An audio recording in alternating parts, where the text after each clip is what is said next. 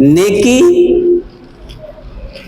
کا اصل بدلہ تو آخرت میں ملے گا، لیکن دنیا میں اس نیکی کی برکات ضرور ظاہر ہوتی ہیں، آج نہیں تو کل۔ آج مشکلات کا سامنا کرنا پڑے گا نیکی کرنے کے لیے کہ معاشرہ مخالف ہے، آپ سنت پہ چلنا چاہتے ہیں، آپ کو صبر کرنا پڑے گا، برداشت کرنا پڑے گا۔ گھر کے سارے لوگ ایک طرف ہوں گے، آپ اکیلے ایک طرف ہوں گے۔ تو آج مسلمان گھرانوں کے اندر یہ المیہ ہے کہ ایک نوجوان داڑھی رکھنا چاہتا ہے، جو واجب ہے، جس کا حکم ہے، سارے گھر کے لوگ مخالف ہو جائیں گے۔ پھر یہاں ڈٹنا پڑتا ہے، صبر کرنا پڑتا ہے۔ ڈٹنے کا نام ہی صبر ہے۔ وہ کہتے ہیں ہم تیری داڑھی، تو سو رہا ہوگا، ہم تیری داڑھی کاٹ دیں گے، تجھے کوئی رشتہ نہیں دے گا۔ وہ کہتا ہے کہ یہ گردن کٹ سکتی ہے، داڑھی نہیں کٹ سکتی۔ جی، اور ایسے رشتوں کو میں جوتی کی نوک پہ رکھتا ہوں جو داڑھی کی وجہ سے رشتہ نہ دیں۔ جی ہاں، ایسا جذبہ پیدا کرنا پڑتا ہے اللہ کو راضی کرنے کے لیے۔ اس صبر کے بعد پھر اللہ تعالیٰ حکمت اور علم کے دروازے کھولتا ہے۔ آگے اللہ تعالیٰ فرماتے ہیں وَرَاوَدَتْهُ الَّتِي هُوَ فِي بَيْتِهَا عَن نَّفْسِهِ وَغَلَّقَتِ الْأَبْوَابَ وَقَالَتْ هَيْتَ لَكَ، وہ جو عورت جس نے حضرت یوسف علیہ السلام کو پالا تھا، جس کے گھر میں یوسف پلے تھے، اس عورت نے حضرت یوسف علیہ السلام کو پھسلانے کے لیے ان پر ڈورے ڈالنا شروع کر دیے۔ حسین اور وجیح تو بہت تھے، یوسف علیہ السلام کا حسن تو مشہور ہے، اتنا حسن کہ فرمایا کہ جنتی کو جو ابتدائی حسن ملے گا وہ حضرت یوسف علیہ السلام جیسا حسن ہوگا۔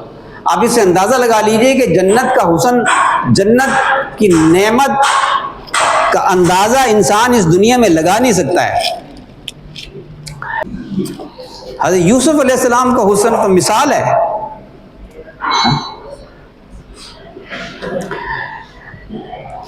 حضرت مجدد الفسانی رحمۃ اللہ علیہ فرماتے ہیں، بڑی انہوں نے ایک گہری بات فرمائی۔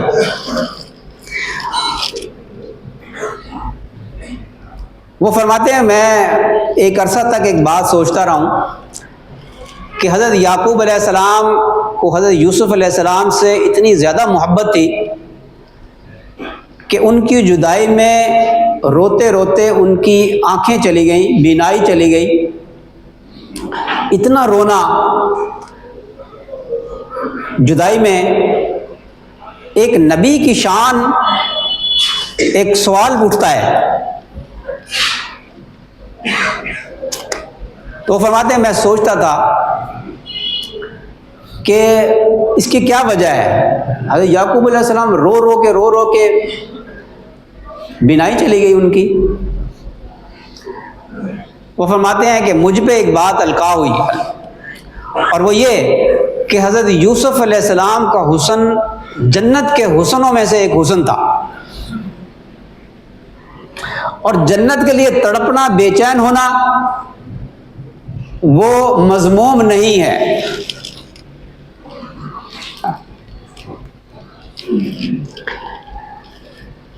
اس عورت نے جو گھر میں جس کے پلے تھے، جس کو عزیز مصر نے کہا تھا کہ ہم اس کو بیٹا بنا لیتے ہیں، بیٹوں کی طرح اس کو پالا، لیکن حضرت یوسف علیہ السلام کی وجاہت، یوسف علیہ السلام کے حسن کے سامنے وہ صبر نہ کر سکی، اور حضرت یوسف علیہ السلام پر فریفتہ ہو گئی، اور یوسف علیہ السلام کو برے کام کے لیے آمادہ کرنے لگی۔ اللہ نے اس کا ذکر فرمایا وَغَلَّقَتِ الْأَبْوَابَ، اور ایک موقع دیکھ کر اس نے دروازے بند کر دیے۔ وَقَالَتْ هَيْتَ لَكَ، اور حضرت یوسف علیہ السلام کو کہا آ جاؤ۔ اللہ اکبر۔ اس نے تو کہا کہ قالت حیت لک، قالت حیت لک، زلیخا نے کہا، زلیخا نام تھا، اور راعیل ایک ہے نا راحیل، راعیل عین سے راعیل، بعض کتب میں اس کا نام راعیل بھی آتا ہے، زلیخا مشہور ہے۔ تو زلیخا نے حضرت یوسف علیہ السلام کو ان کے نفس سے پھسلانے کے لیے اور اپنی خواہش نفس کو پورا کرنے کے لیے قالت حیت لک، اس نے کہا کہ آ جاؤ۔ حضرت یوسف علیہ السلام نے جواب میں کہا، کیا کہا؟ قال معاذ اللہ، میں اللہ کی پناہ چاہتا ہوں۔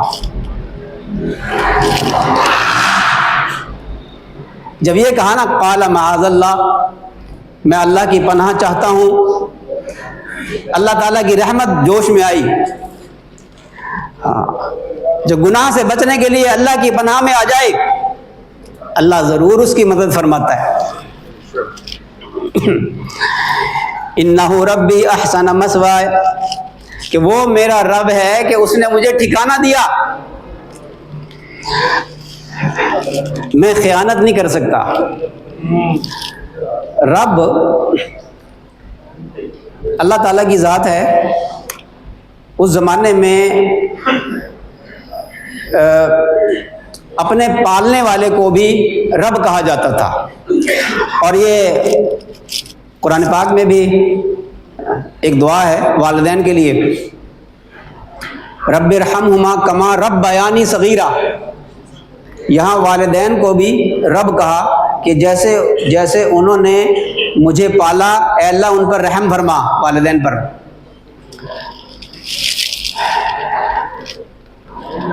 ارباب اختیار، ارباب رب کی جمع ہے، ارباب اختیار، ارباب رب کی جمع ہے، لیکن رب کا لفظ ہم اللہ کے لیے استعمال کرتے ہیں۔ تو اس زمانے میں اپنے مالک کو بھی رب کہا جاتا تھا، اس لیے بعض مفسرین نے لکھا کہ حضرت یوسف علیہ السلام نے یہ بات فرمائی کہ میں اپنے آقا سے خیانت نہیں کر سکتا کہ اس کی بیوی کے ساتھ میں ایسا کام کروں، لیکن یہ معنی کمزور درجہ رکھتا ہے۔ انبیاء علیہ السلام کی شایان شان نے گو کہ یہ معنی بھی ٹھیک ہے کہ مالک کا شکر ادا کرنا یہ واجب ہے، اس پر بندے پر، ملازم پر، غلام پر واجب ہے کہ مالک محسن ہے، مالک اچھی طریقے سے رکھتا ہے، اس کا شکر ادا کرنا اس پر واجب ہے، اس کے ساتھ خیانت نہیں کی جا سکتی۔ یہ اس معنی میں بات ٹھیک ہے، لیکن بعض مفسرین نے فرمایا کہ انہ ربی، ہو کی ضمیر اللہ کی طرف گئی، اس لیے کہ پہلے فرمایا معاذ اللہ، میں اللہ کی پناہ چاہتا ہوں، اور وہ اللہ میرا رب ہے، میں اس کا نمک حرام نہیں بن سکتا۔ دونوں معنی ٹھیک ہیں، لیکن یہ دوسرا معنی حضرت یوسف علیہ السلام کی شان شان ہے۔ اللہ تعالیٰ فرماتے ہیں انہ لا یفلح الظالمون، اور یوسف علیہ السلام نے کہا کہ اللہ ظالموں کو کامیاب نہیں کرتا۔ ظالم وہ ہوتا ہے جو خیانت کرے ظالم ہے۔ وَلَقَدْ هَمَّتْ بِهِ وَهَمَّ بِهَا لَوْلَا أَن رَّأَىٰ بُرْهَانَ رَبِّهِ اللہ وَلَقَدْ هَمَّتْ بِهِ، زلیخا نے ارادہ کیا حضرت یوسف علیہ السلام کا، وَهَمَّ بِهَا، اور حضرت یوسف علیہ السلام نے بھی ایک ارادہ کیا، اس نے برائی کا ارادہ کیا زلیخا نے، اور یوسف علیہ السلام نے کیا ارادہ کیا؟ وَهَمَّ بِهَا لَوْلَا أَن رَّأَىٰ بُرْهَانَ رَبِّهِ۔ حضرت یوسف علیہ السلام نے اس سے بچنے کا ارادہ کیا، گناہ سے بچنے کا ارادہ کیا۔ ہمت بھی زلیخا نے حضرت یوسف علیہ السلام کا برائی سے ارادہ کیا، اور حضرت یوسف علیہ السلام نے اس سے بچنے کا ارادہ کیا، اس لیے اللہ نے اس کو الگ الگ بیان کیا۔ ورنہ اللہ تعالیٰ شانہ تثنیہ کا صیغہ استعمال کرتے کہ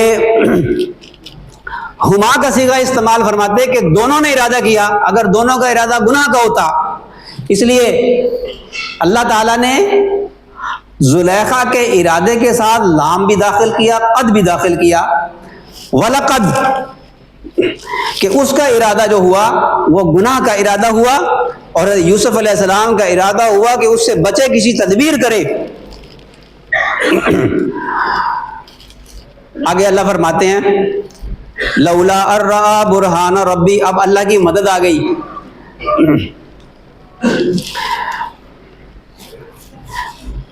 اللہ کی مدد آ گئی۔ اللہ فرماتے ہیں کہ اگر کوئی برہان حضرت یوسف علیہ السلام نہ دیکھ لیتے تو خطرہ تھا کہ حضرت یوسف علیہ السلام بھی مبتلا معاصی ہو جاتے۔ اللہ نے برہان، ایک دلیل، ایک نشانی دکھائی، اب اس کا تذکرہ نہیں، ذکر نہیں احادیث میں ملتا۔ ایک روایت ملتی ہے کہ حضرت یوسف علیہ السلام کے سامنے حضرت یعقوب علیہ السلام ان کو نظر آئے کہ دانتوں میں انگلیاں دے کر حیران ہو رہے ہیں کہ یوسف یہ کیا کرنے لگے ہو۔ ایک ملتی ہے، اللہ نے اس کا ذکر نہیں فرمایا کہ وہ برہان کیا تھی، کوئی نشانی تھی۔ حضرت جبریل علیہ السلام نے آ کر حضرت یوسف علیہ السلام کو روکا کہ جیسے نبی علیہ السلام کے بارے میں کوئی صحیح حدیث میں ملتا ہے کہ ایک موقع پر حضرت جبریل علیہ السلام نے آ کر نبی کریم صلی اللہ علیہ وسلم کو فرمایا کہ آپ اللہ کے رسول ہیں۔ تو ایک واقعہ ہونے لگا تو حضرت جبریل علیہ السلام نے تسلی دی، یا عین ممکن ہے کہ حضرت یوسف علیہ السلام کے سامنے حضرت جبریل علیہ السلام آئے ہوں اور آ کر کہا ہوگا نہ اس کے قریب نہ جانا۔ اور عین ممکن ہے کہ اللہ تعالیٰ شانو نے، کیونکہ یہ باطن کا معاملہ ہے، اللہ کے ساتھ معاملہ ہے، ایک نبی کا اللہ کے ساتھ معاملہ ہے، تو ہو سکتا ہے کہ اس گناہ کی مثالی صورت، انتہائی منحوس صورت، گندی صورت مثالی طور پر سامنے آئی ہو اور اللہ کا حکم سامنے آیا ہو کہ ایسا گندا کام آپ کی شایان شان نہیں، آپ قریب نہ جانا اس کے۔